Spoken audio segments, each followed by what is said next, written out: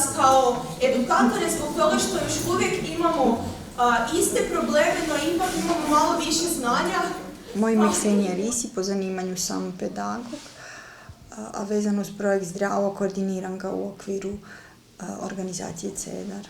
Projekt je počeo prije 5 godina, željeli smo kroz neke dodatne aktivnosti pojačati preventivni rad s mladima srednjoškolske dobi na temelju svakodnevnih odnosno neposrednih iskustava, a i onoga što pokazuju velika istraživanja evropska i nacionalna.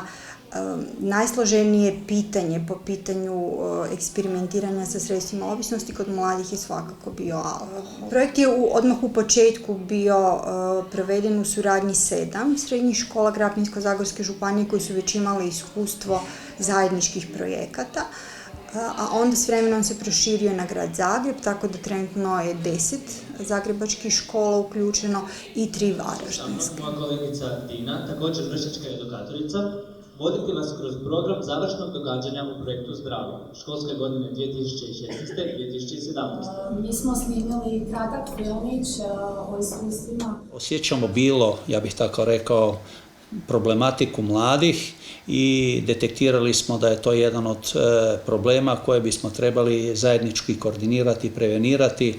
Dakako da tu nismo sami u taj projekt ušli uz potporu Krapinsko-zagorske županije, dakle policijske uprave, CEDRA i još mnogo vrijednih ljudi.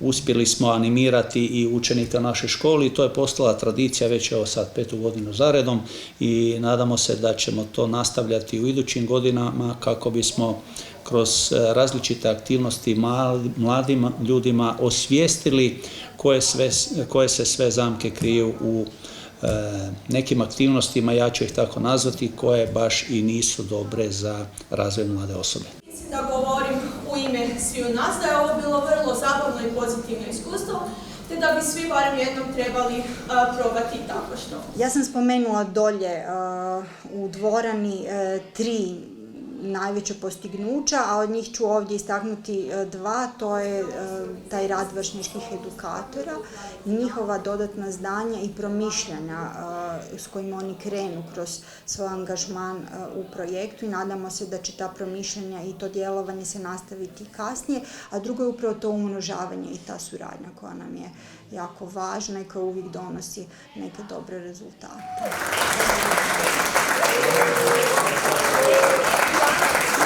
Učenici su bili zadovoljni načinom rada i bili su zainteresirani za temu. Bilo nam je zadovoljstvo sudjelovati u projektu i zahvaljujemo što smo pozvani na manifestaciju. Hvala.